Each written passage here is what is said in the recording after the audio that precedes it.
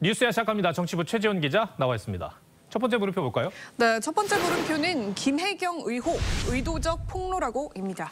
여권에서 제보자 A씨의 폭로에 대해서 의도가 느껴진다 이런 주장을 제기하고 있어요. 네, 민주당 현근택 선대위 대변인이 어제 SNS에 A씨가 공무원직을 그만두지 않고 또 통화를 일일이 녹음하고 대화를 캡처한 것을 놓고 다분히 의도적이다 이렇게 문제를 삼은 겁니다. 또 지시에 문제가 있다고 생각되면 그만두면 됐을 것이다 이런 주장도 했습니다. 지금 나오는 내용을 보면 제보자 A씨는 피해자로 보이는데 문제가 있으면 그만두지 그랬냐. 이게 할 말인가 싶어요. 네, 이에 대해서 국민의힘 성일종 의원도 그런 논리라면 학교폭력 피해자가 학교를 자퇴해야 하느냐, 가정폭력 피해자는 가출을 해야 하는 것이냐 이렇게 비판을 또 했습니다. 네. 최 기자가 A씨 측 입장도 들어봤죠? 네, 그렇습니다. A씨 측과 직접 대화를 나눠봤는데요. 도청 근무 시작부터가 아니라 배 씨로부터 첫 갑질을 겪은 이후부터 녹음을 하고 또 자료를 남겨두기 시작한 것이라고 합니다. 지사님한테 나대고 싶은 거 하나잖아. 공무원한테 노란하지 말라고 내가 몇 번을 얘기해. 죄송합니다. 제보자가 이 상황까지 오기 전에 경기도청 내에서 문제 제기를 할 수 있는 방법은 없었을까요? 예, 이 A씨가 지난 2005년부터 성남문화재단에서 10년 넘게 일하다가 배 씨로부터 도청에서 같이 일해보자 이런 제안을 받았는데요. 이때 배 씨가 한 말이 지사와 부인을 수행하는 업무다 이렇게 설명을 했다고 합니다. 지자체장 배우자는 비서를 둘 수 없게 돼 있는데 A씨는 당시에는 비서실 소속이면 지사 부인까지도 수행을 하는 게 당연한 건 줄 알았다. 이렇게 잘못 알아섰다고 합니다.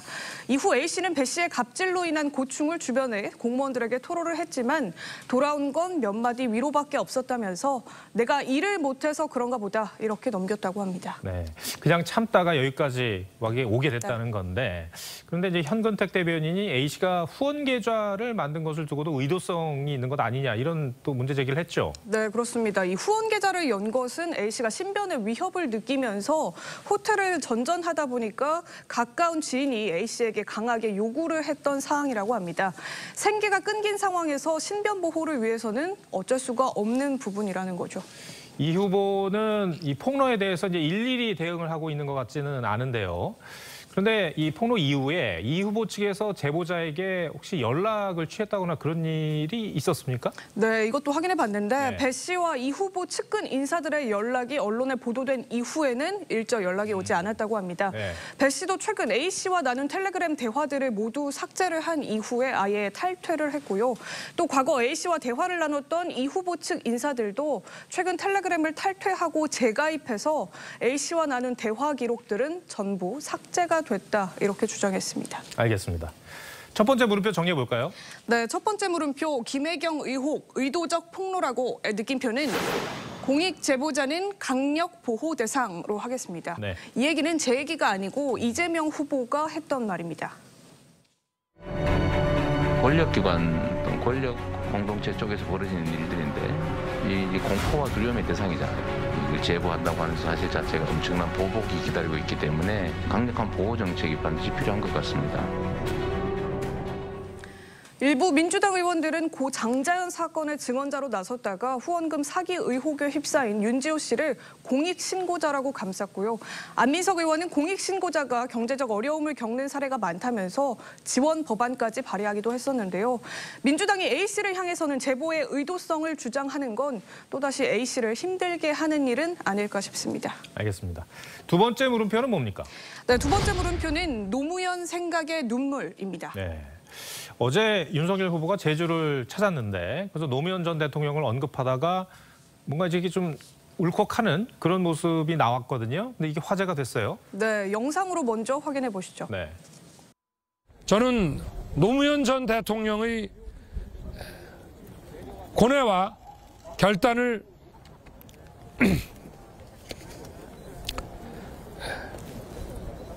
가슴에 새깁니다.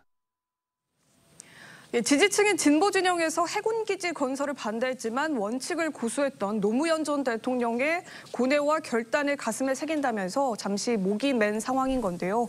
주변에서는 사람에 충성하지 않고 또 진영에 휘둘리지 않는 본인의 소신을 대입했던 것 같다 이렇게 설명했습니다. 그러나 여권에서는 윤석열 후보의 노 전 대통령 수사 관련 발언을 들면서 진정성에 대해서 의심하고 있습니다. 논두렁시계 사건 조작한 거 검찰 대표로 사과하라는 주장도. 저는 더 이상 검찰을 대표하는 사람이 아니고. 네. 앞서서도 봤습니다만 이재명 후보도 노무현 전 대통령을 생각하면서 눈물을 쏟았죠. 네, 오늘이죠. 그리고 또 어제 부산에서는 부산 출신인 노 전 대통령과 본인을 빗대면서 지지를 호소하기도 했습니다. 노무현 대통령님처럼 아무것도 가진 것 없이 오로지 실적과 실력만으로 이 자리에 왔습니다. 그런데 민주당에서는 그 노무현 전 대통령이 이재명 후보를 지지한다는 영상을 올렸다가 논란이 되고 있어요. 네, 이 노무현의 편지 이런 제목의 영상물이 민주당 공식 유튜브 계정에 올라온 건데요. 노 전 대통령 목소리를 흉내낸 음성으로 이 후보 지지 의사를 밝힌 겁니다. 네. 제 아내 권양숙 여사님도 저 닮은 이재명 후보를 지지했다고 하더니 두 번 생각해도 이재명이고요. 예, 민주당 권리당원 게시판을 살펴봤더니 제정신이 아니다. 선거를 위해 고인까지 모욕한다. 이런 류의 비판들이 쇄도했고요. 민주당은 지지자가 제작한 영상을 올렸던 것이라면서 해당 영상을 비공개 처리했습니다. 네. 두 번째 물음표도 정리해 볼까요? 네, 두 번째 물음표 노무현 생각의 눈물의 느낌표는 그런 사람 또 없습니다로 하겠습니다.